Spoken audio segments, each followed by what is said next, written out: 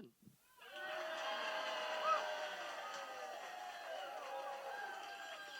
Spontaneity is my favorite thing. Good evening, everyone. I'm your cruise host, Jason, and thank you so much for joining us for our first all-access pass of the 10th anniversary of the Malt Shop Memories Cruise. Welcome. We're here in B.B. King's Blues Club today, and for those of you watching in your rooms, of course, you can find all the subsequent all-access passes that Jerry and I do right here on this very channel. And as I was just telling the fine folks in the audience, if you have a look under the Malt Shop menu, you will also find that we have the last 4 or 5 years collections of them. So if you want to see some of the past interviews we did with stars, you can find those on your TV as well. For those of you live in the room, let's get right to it. You got to see this man perform last night, not to mention for a few years now. Let's get him out here. Put your hands together for the one and only Lou Christie.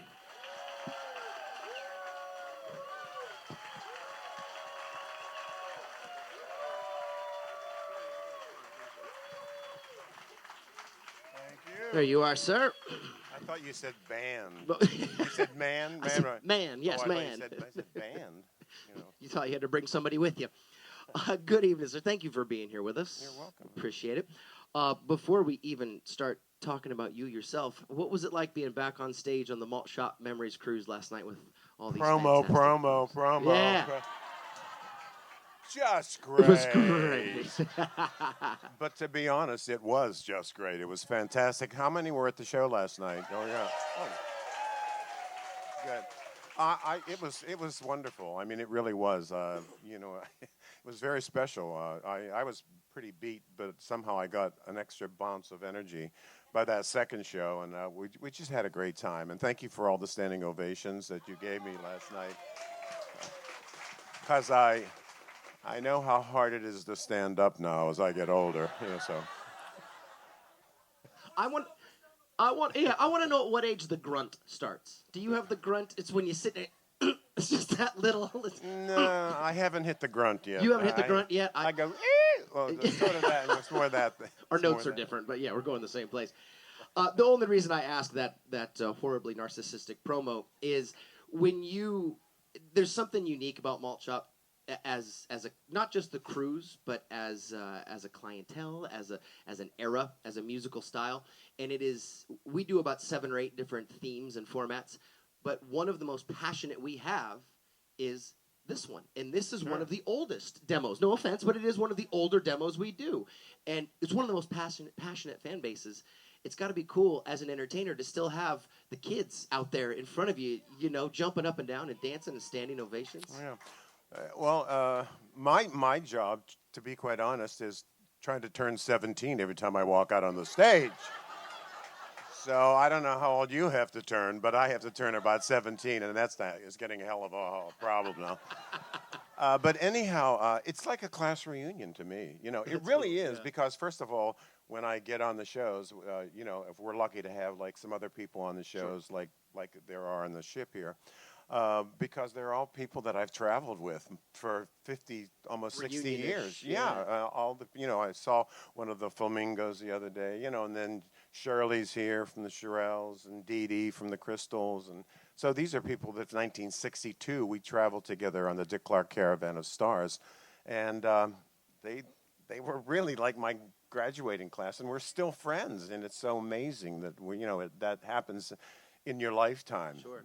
That you get to see these people every couple months or every couple weeks. It's got to be fun too to perform. Not just bump in, but you're still doing what you were doing when you were 17, right? You're still prepping to get on the stage and do your shows. So it's not just reunion of personalities. It's still the same thing that you're doing in a lot of ways. Yeah, exactly. Very lucky. Absolutely. I know that we hear from our guests every single year, don't let the Malt Shop Cruise go, don't let the Malt Shop Cruise go. And it's not something we've talked about, for the record, but, we hear, like, there's an angst about letting this cruise go. And I think you're a great example, though, and last night was a great example with you and Gary. This music is far, far from over. It still has a lot of energy, and it still has such resonance with everyone, out there in the audience. It was cool to see. Yeah, it does. What's that? As long as you're alive, you're going to be here. Atta girl rocks. Atta girl rocks. Do I hear a Long Island accent? Oh, Is that it? We know where we love her. Don't get her started. It's a whole nother. Oh, now we're gonna have fun. Exactly. All right. This show just took a turn.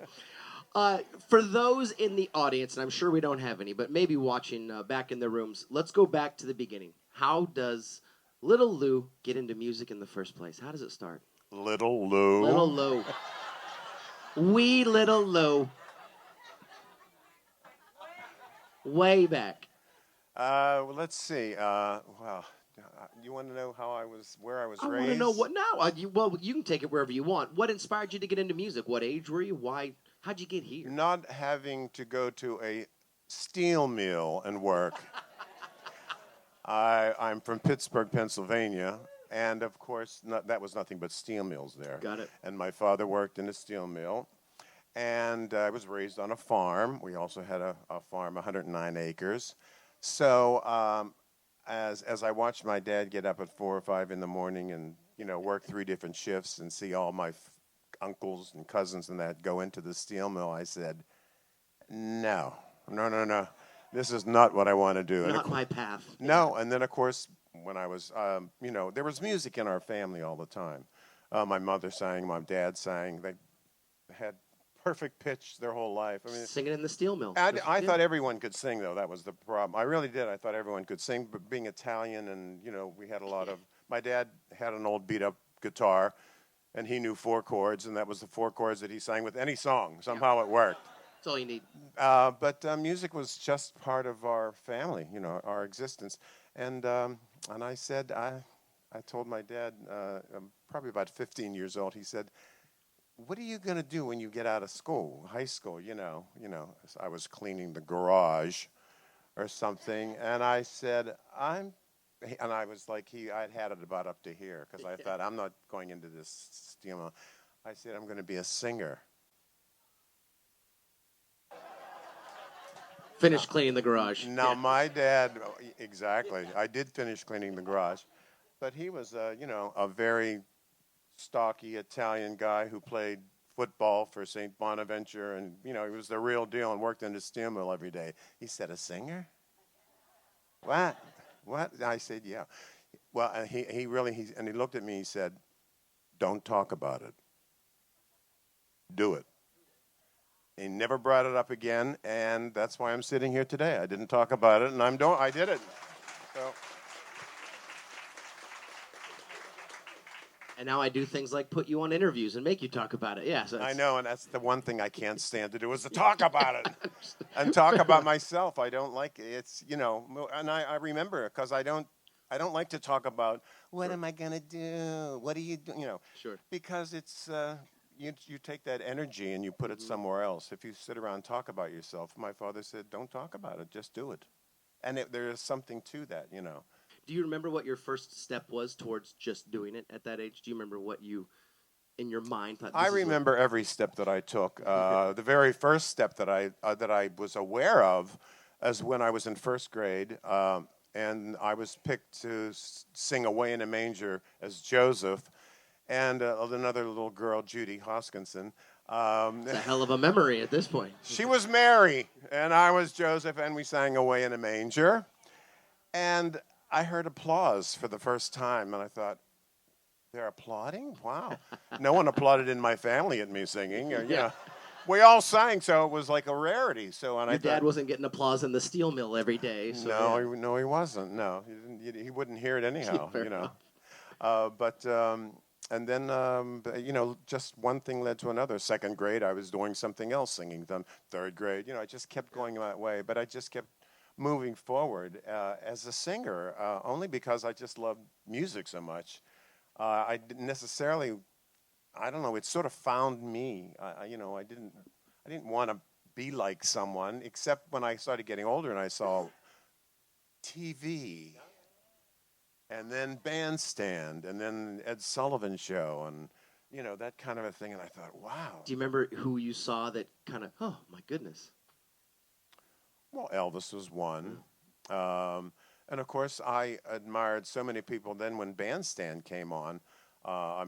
Just to see, Frankie Avalon come on, and Bobby Rydell, and Fabian, and that. These were all people that were my age. Yeah. or a little older maybe. No, I mean, Bandstand was wonderful. And then I saw Annette Funicello come on, and I said, Frankie who? I'm in I there. think, Yeah. yeah, exactly. Oh, you just answered it for me. Yeah. And I mean, you started you hit successful at a young age. I mean, you became you didn't wait till your 30s to become a star. No, no, no, no, no. I mean, I knew records. I was getting obsessed with records, Mm. and and my mother used to have the big '78s, and my mother and dad would buy the big '78 records, and we had what was it called, a Victrola or Yeah, thing or the something, Victrola. whatever it was Yeah. called, and then the AM radio on it. But Mom used to play all the, like, Peggy Lee. She was a big Sure. fan of Peggy Lee's, and she sang as good as Peggy Lee too. And then Mom and Dad played, Les Paul and Mary Ford records, which I just Oh, how love, cool. and the McGuire sisters and all that. Yeah. So I was raised with all that kind of, harmonies and. Sure.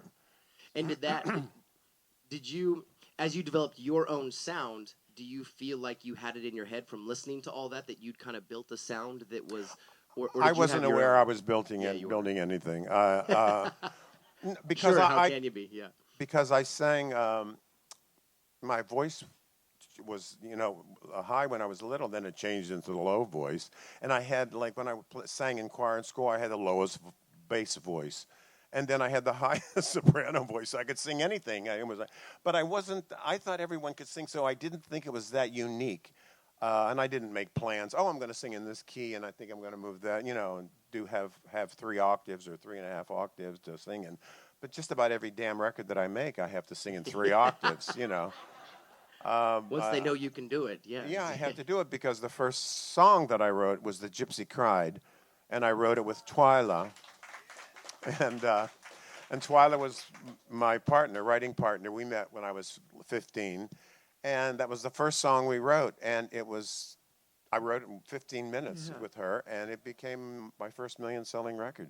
Written in 15 minutes. Yeah. Your first song. Yeah. You don't set the bar high. That's fine. There's just Well, the bar was set, and I had to figure out how to jump it, as it went on, Every because I had to time. follow it up, and I did with Two Faces of I. Mhm. That was the second one, So we were really on a roll. Now, one of the things I like to do, and as for those of you that come back to the All Access Pass, I know we like to have our audience involved. It's difficult to run a microphone around and hear you sometimes. So my wife shows up a little early, and she passes around question cards. So I like to have the audience involved in our Q&A. So I sprinkle them in every now and then. Sandy comes to us from South Philly. She says, what are some of your favorite memories from performing on American Bandstand? First memory. Well, first of all, by the time I hit American Bandstand, I knew just about everyone who danced on American Bandstand, like Franny Giordano and what was that? Arlene Sullivan and Billy Sullivan and Scaldaferri. What was Carol Scaldaferri?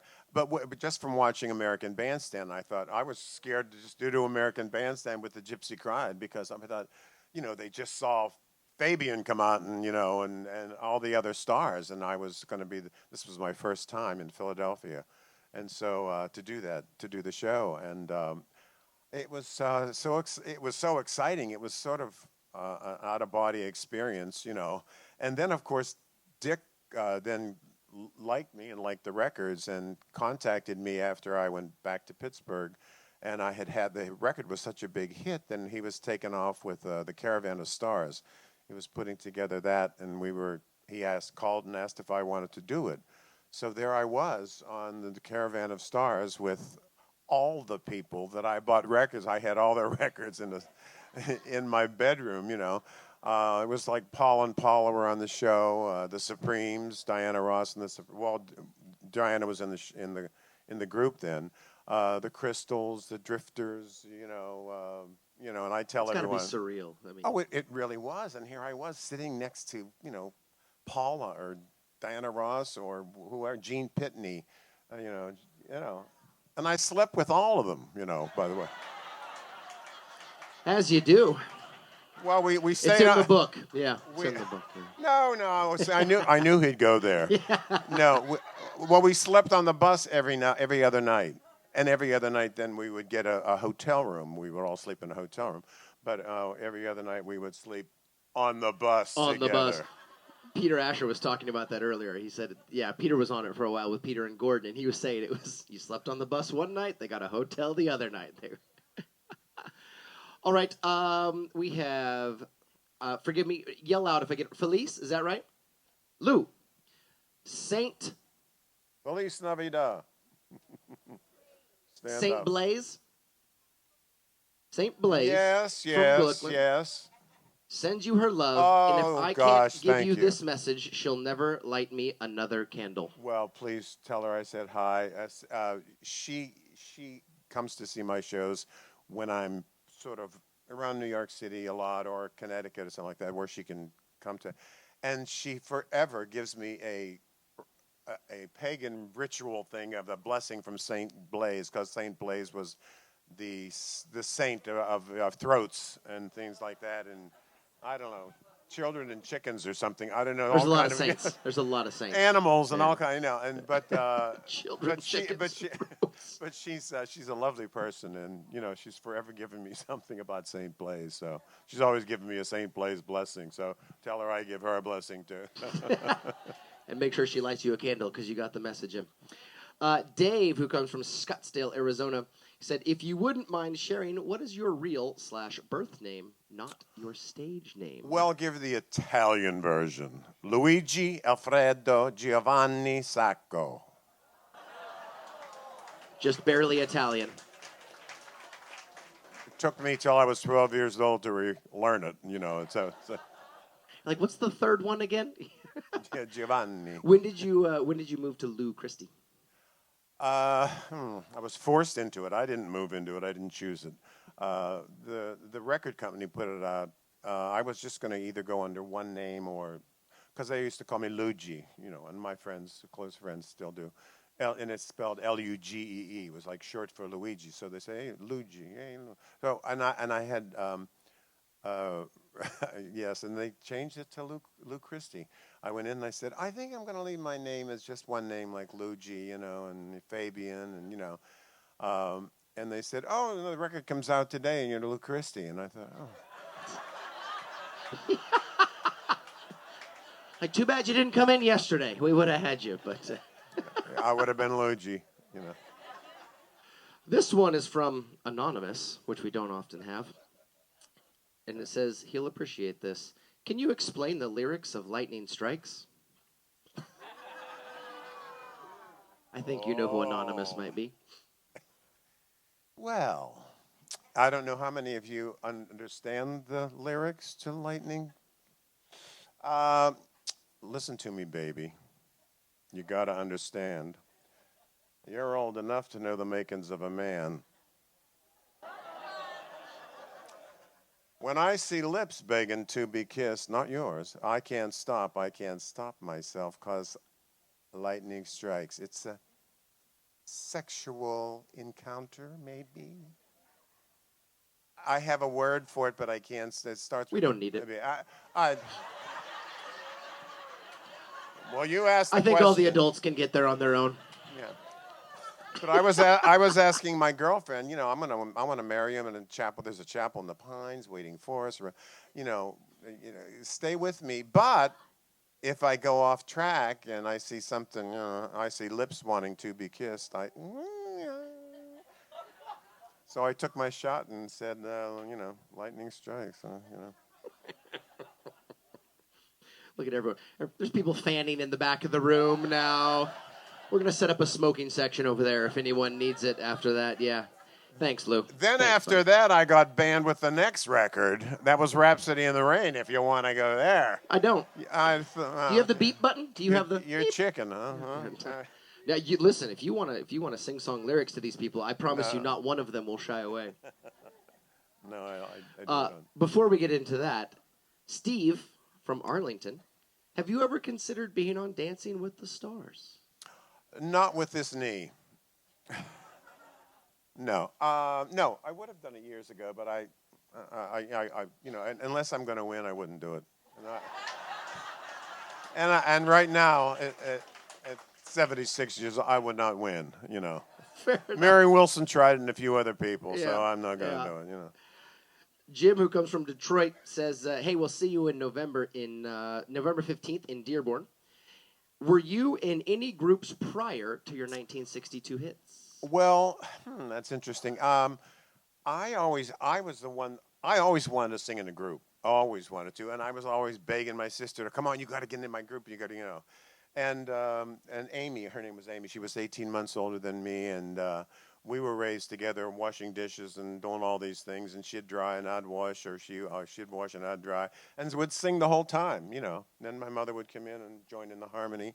I mean, it was just music. So I knew she could sing, but I lived out in the country, so I didn't have that many people who were interested in getting into show business with me. But we had a group called Luigi and the Lions. Mm-hmm. And I was Luigi for about a year, and we recorded a record and did some background for a girl named Marcy Joe, and it was out of Pittsburgh, and there was a record called Ronnie Come Back, and it was a top 40 record. It did really well, and she was from Pittsburgh, and they needed some background, so I got my sister, and come on, Aim, come on, we got to do this record, and we did that, and then we had a group when I started writing with Twyla. We had her daughter was in the group. Mm-hmm. And another friend, and we were called the Classics, and so that was about. Except the crew necks. Excuse me. When I was in you're not in the country. You start off in first grade with the same people you graduate with. And Judy, the girl who sang "Away in a Manger" with me in first grade, became part of the crew necks with me and another friend. So I had 2 girls and 2 boys in the crew necks. We wore crew neck sweaters, with the big C on it, the felt C, like the teenagers, Frankie Lyman and the teenagers. You remember that? So I was going to say a picture of you would be the perfect, in the dictionary for a 1950s group, 1960s group. Tim from Ambridge says, "When did you move across the river? We love claiming you as our favorite son." Where are you, Tim? You're out there somewhere? Timmy's over here. He's in house. Oh, hi, Tim. Yeah. He grunted when he got up. I heard him. Thank you. Took you a little time. Okay, yeah. Thank you. Take your Advil. What can I tell you? Well, I lived on, obviously, I don't know if you know, the Spring Run Road is where my father built the house. And I was born in that house, by the way. And we moved when I had the first million-selling record, The Gypsy Cried.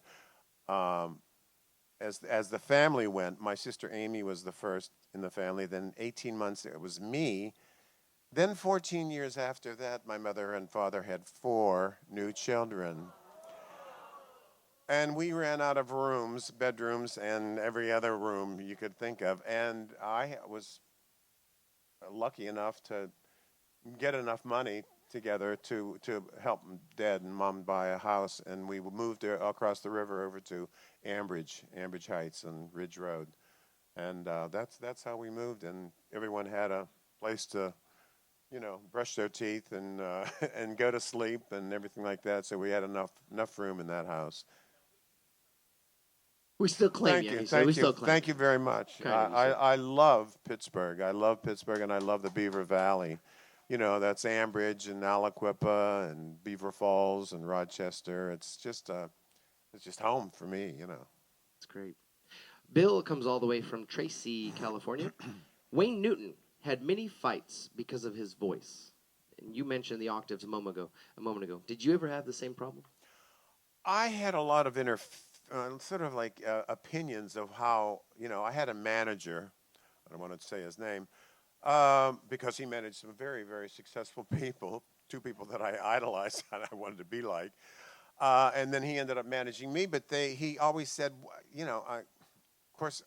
when we first met and he wanted to manage me, he had a record called Lightning Strikes that I presented to him that we wrote, Twyla and I wrote, and things. And he said, "You've got to stop singing this way." Of course, I thought, what's he talking about? I just had 4 million selling records, and he's telling I got to stop singing this way? He said, no one wants to see you sing that way at night on the Johnny Carson show. You got to stop singing that way. Because they wanted me to sing like, Frank or, Steve Lawrence or something in my natural voice, which is the easiest thing. I did that when I was washing dishes, growing up with my sister. But I wanted a hit record, and I knew I had to get their attention. That's why I started doing the falsetto. And, I said, I had some trouble with my baby. You want my attention? Play the record. That's the way it worked. But a lot of agents and that said, oh, they don't want to see you sing like that 11 o'clock at night. So I had. Yeah, I'm sure there's a few. You got a Thank couple you. band I songs. don't know. I mean, you kids were kids. Huh? We were all pretty much the same age. We were all buying that. That was the records. You had the Four Seasons came and they had records like that, and it was just wonderful. Some of those old records, like In the Still of the Night or Earth Angel, or Sure. Susan, who comes to us from Pittsburgh, is there any performer you would like to sing with that you haven't previously performed with, living or not? Oh, that's a hard one. There's so many that I like. Oh, jeez. No, it doesn't have to be one. You can. Yeah, you can I don't. venture out There are people out there that I would love to. I would love to have done something with Diana Ross or Luis Miguel. He's the Latino singer. There's just so blinking many. I did. I was lucky to do a lot of work with Leslie Gore, and we cut some great records together. Yeah, and we were just working on some new stuff too recently. Before she passed away, but we had some new ideas, and I do have the last record. No one has ever heard it, and it hasn't been released yet. That I may put out, that she and I did together, our last record that we did, So. Oh, that's wonderful. And actually, I was kind of chatting with Lou backstage, and I said, do you still write? Are you still in that mindset? And you were saying you're constantly creating still. I mean, it doesn't stop. No, it doesn't. It doesn't. Once you get something in your head, especially if you put it down on a tape or something, you just. By the time you finish it, you're done. Sure. It could go on for weeks or days. I can't get it out of my head. But I do it, and I don't consciously do it. But I start just even walking in New York City. Just walking. Once I get down the stairs, all of a sudden I've got a melody start going on. And I start walking, and it just doesn't leave sometimes until I finish it. Absolutely. What would it take for you to release this unreleased album? Out of curiosity, I mean, what's holding you back from it? Why not? Why? Well, there isn't a record. The record business is totally different now. I mean, it's so obscure and weird. I'm lucky I can answer my phone. Yeah, this technology has taken over my life to the point it's like I keep saying I do have a career, and this is not it. Just trying to keep up with technology. But there isn't. The stuff that I did with Leslie, this was just like one of our last songs. It wasn't a whole album. It wasn't a whole album. No, it was. I used to think on 45 levels, and what the flip side was. Well, when I said the new thing that we cut, it was 45 record with a flip side. The beauty now is that people all over the world release one song at a time and become, and that's. I don't know what they do. Do you know anyone know the top #1 record in the country? Or anyone. I have no idea. There's no cash box necessarily, or billboard, or ways to. There's no or radio stations that play, that kind of music. Even the oldie stations. And thank God all you people are here because, Well, I have released a couple things, and Sirius Radio will play something, that I'll do and things like that. I will be addressing it soon. Yeah, I do a lot on 60s on 6. Yeah, thank you. Oh, thank you. And thank you, but I'll be doing some new radio shows on there on 60s on 6. Yeah. But I also have a couple podcasts and a LouChristie.com or a itshouldhavebeenahit.com, and you can go from there to. I picked like 67 or something songs that I've sort of dragged them around in my memory bank for many years. I mean, a couple of the records go back to 1962 or 61 or something, and I talk about them, and then I'll play the record, and you can vote if you want and see if you like it. Because these are records that I thought, oh, that should have been a hit record, and then never got the right promotion from the radio station or anything like that, you know. Oh, thank you. You know, and it sort of, you know, these songs I'm still walking around singing them, and people say, what? And my drummer says, what's that song? You know, I never heard this, you know. And he says, I think you make these things up, you know, and I don't. These are some of the songs, some I do, but most of them are songs that I've heard, and I never forgot them, you know, never forgot about them, you know. So that's phenomenal. And I play them on the show, and so it's fun. So we're at about our 30 minutes here, and I know it's quick, isn't it? I want to ask you a question before we get out of here. That what was it that helped you realize you'd made it? Was there a moment? Was there a hear your song on the radio? Was there a signing of somebody? What did you realize? What was the moment where you're like, oh wow, this is? Oh, I don't know if you ever come to that decision. Fair enough. I mean, I started making it then. Well.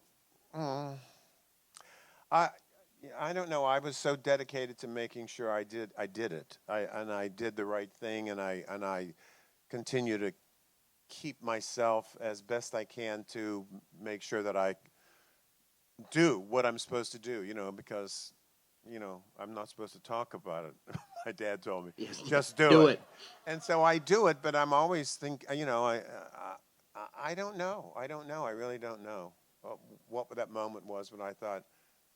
I don't know, maybe it was on Bandstand for a moment, but then that could change, sure. You know, 3 days later, and then when I, you know, got a gold record or something, or... Sure, but I think that's a testament to your work ethic, though, in terms of what we're talking about. Yeah, I don't think of it in those terms. What your father might have instilled, you know, the whole concept of not... Yeah, amen to that. You stay humble and you stay hungry, as they like to say, so... Yeah.